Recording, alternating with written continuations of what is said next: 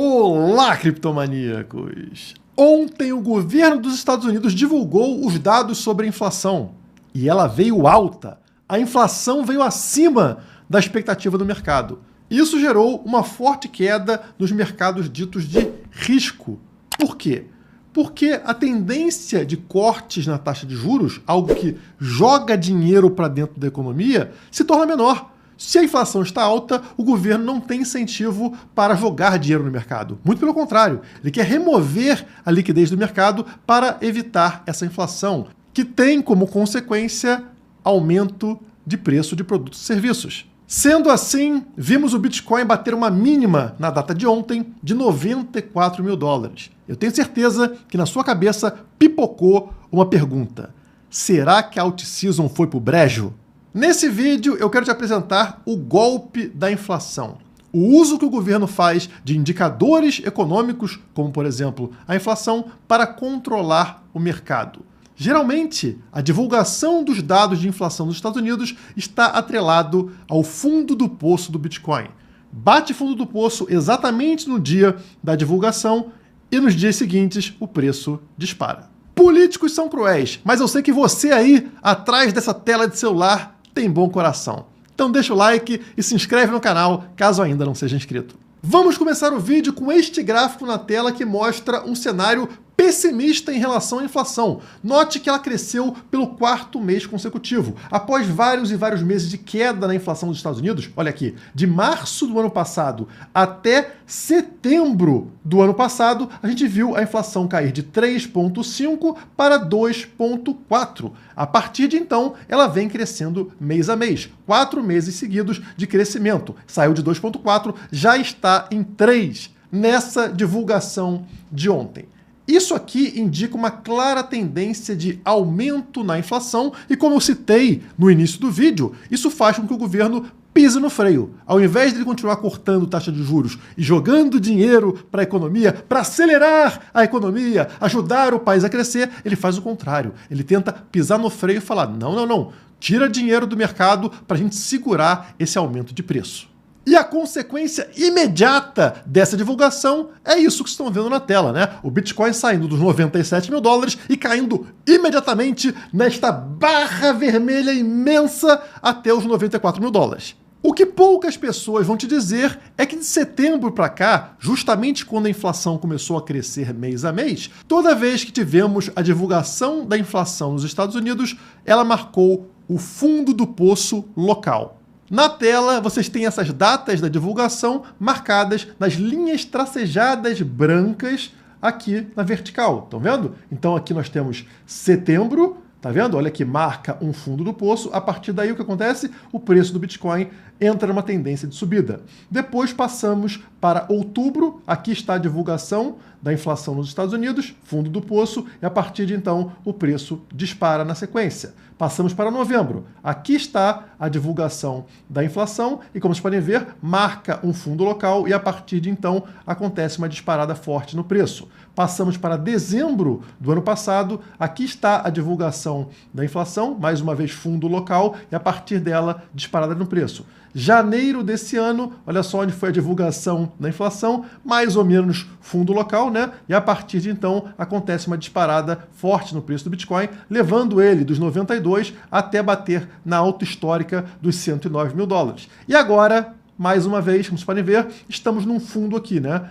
Batemos 94 mil dólares, como eu falei para vocês, e horas depois, adivinhem, o preço subiu para 98 mil dólares. O que acontece aqui é que o indicador de inflação do governo não é um indicador confiável. Primeiro que eles não usam inflação porque ela realmente é. Inflação é o aumento da base monetária, ou seja, é a expansão da base monetária, a quantidade de dinheiro que o governo cria, dinheiro novo, que faz com que tudo na economia se torne mais caro. Você tem mais dinheiro com a mesma produção. Então, se a produção não acompanhou o aumento da base monetária, é óbvio que cada item na economia vai se tornar mais caro. A inflação é culpa exclusiva dos políticos, do governo. Mas é óbvio que o político não quer assumir isso, porque ele vai perder voto, ele vai ser prejudicado, ele vai manchar a sua imagem. E por isso, ele precisa repassar essa culpa para quem? Para o empresário malvadão. Esse empresário que sobe o preço de tudo. Portanto, esse índice fake de inflação criado pelo governo, que nada mais é do que uma cesta de produtos e serviços aleatória que o governo seleciona para definir aumento de preço, é facilmente manipulada. Existem vários métodos de fazer isso. O IPCA mede a alteração média dos preços de um determinado período para outro. Essa é a metodologia clássica. O que a gente vem percebendo até com a reclamação dos próprios funcionários do IBGE. E aí, não posso falar o nome, mas teve uma pessoa que trabalhou já dentro do IBGE, em uma das conversas ele falou para mim assim, ó, toda vez que a gente quer camuflar ou que a gente quer deixar mais a menos os números, foi essa a palavra que ele usou, você muda a metodologia. Vou dar um exemplo simples. Vamos imaginar que eu me disse lá o preço do café. Então, historicamente, o café comparado de um período para o outro, se ele aumentou 10%, a inflação daquele produto foi de 10%. Agora, vamos imaginar que eu falo assim, não, mas café explodiu, subiu aqui 200%, eu preciso modificar isso. Então, eu coloco na cesta, olha, o brasileiro médio consome em média, sei lá, 1 quilo de café. Aí eu falo, não, o brasileiro médio agora começou a consumir 750 gramas de café. Olha! Aí o que acontece? Você quebra a série histórica. Porque você, estatisticamente, é correto. Porque você não pode comparar mais 1 quilo de café com 750. Mas aquela inflação daquele período, daquele mês, que subiu 30% o café, ele desaparece. Porque você Começou um novo. Começou um novo. Tipo de assim, 750 para o outro. E aí você vai Olha, que sistematicamente fazendo isso, você tem uma inflação que você fala, cara, isso não reflete a minha realidade. Então, se é bom para o governo colocar uma inflação menor, ele faz uma coisa como essa. Se é positivo para o governo mostrar uma inflação maior, ele também vai fazer isso. Por exemplo, nesse momento, o Trump quer cortar taxa de juros nos Estados Unidos. Uma forma de se evitar isso é justamente reportar inflação alta. Isso prejudica os interesses do Donald Trump. A inflação divulgada ontem pelos Estados Unidos, ela é referente a janeiro e usa dados de dezembro. E nós estamos em fevereiro. Então são dados de 2 meses atrás sendo apresentados ao público agora. Não diz mais nada. Vamos usar aqui o indicador Trueflation, que usa dados de 30 fontes independentes para mensurar a inflação. Se olharmos para dezembro do ano passado, que é quando o governo americano está buscando esses dados, vocês vão encontrar justamente os tais 3%. Está aqui, ó, Trueflation, 13 de dezembro. E aí 3,11% em linha com o apresentado agora em fevereiro pelo governo americano. Se pegarmos o Trueflation atual, vocês vão notar que ele caiu para 2%. Portanto, a inflação, ao contrário do que aparenta estar acontecendo, que seria subir, ela está caindo. Tá aqui, ó, 12 de fevereiro. Então, Trueflation está medindo 2%, quando em dezembro estava em 3%. Aí o governo americano está pegando dado lá de trás, apresentando para você hoje, dando a impressão de que a inflação está subindo. E se o interesse dele é justamente apresentar inflação alta para não permitir ao Donald Trump cortar taxa de juros, pronto, não explique nada, não fale sobre isso, e essa vai ser a interpretação do público. O mercado vai ser impactado negativamente por meio de uma informação pelo menos incompleta. Isso na maior economia do mundo. Imagina o que eles não fazem no Brasil. Provavelmente você viu essa matéria aqui no Jornal Nacional. Brasil tem a menor inflação para o mês de janeiro desde que adotou o real como moeda nacional. De 1994 para cá, eles estão dizendo que a gente nunca viu uma inflação tão baixa para o mês de janeiro.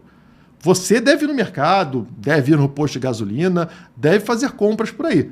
Você realmente acha que existe alguma possibilidade de nós estarmos com a menor inflação da história? E que no acumulado de 12 meses a gente esteja somente com 4,56% de inflação? Como eu expliquei anteriormente, existem várias formas de manipular esse indicador. Mas vamos lembrar aqui uma coisa importante também, pessoal. Quem calcula inflação no Brasil é o IBGE. E vocês sabem quem preside o IBGE? Quem é o responsável principal pelo IBGE? O ex-presidente do Instituto Lula. Como que o principal nome do Instituto do Presidente da República é o cara responsável por calcular os indicadores que definem se o governo do Lula é bom ou é ruim? Não temos um claro conflito de interesses? O funcionário do presidente diz se o presidente é bom ou ruim por meio de índices. Será que a gente pode confiar desses índices, nesses indicadores econômicos? E mesmo se fosse uma pessoa isenta, que não tem nenhuma relação com o governo, mesmo assim, esse indicador continuaria sendo somente uma cesta de produtos e serviços aleatória, que não reflete a inflação, como eu disse, é a expansão da base monetária. Citando aqui o analista Cauê Oliveira, ele disse o seguinte: você é tolo o bastante para acreditar que a inflação de preços brasileira é 4,56%, enquanto a base monetária, M2, cresceu 14,44% nos últimos 12 meses? Isso aqui, ó, pessoal, M2 é a inflação de verdade. Isso aqui é a expansão da base monetária. Cresceu, como vocês podem ver aqui no gráfico, 14,44%. Essa é a inflação real em 12 meses no Brasil. Mas o governo não vai falar que é 14 para você, porque isso queima o filme do Lula, queima o filme do governo. Então ele vai fazer aqui a maluquice necessária para passar que a inflação foi de somente 4,5%.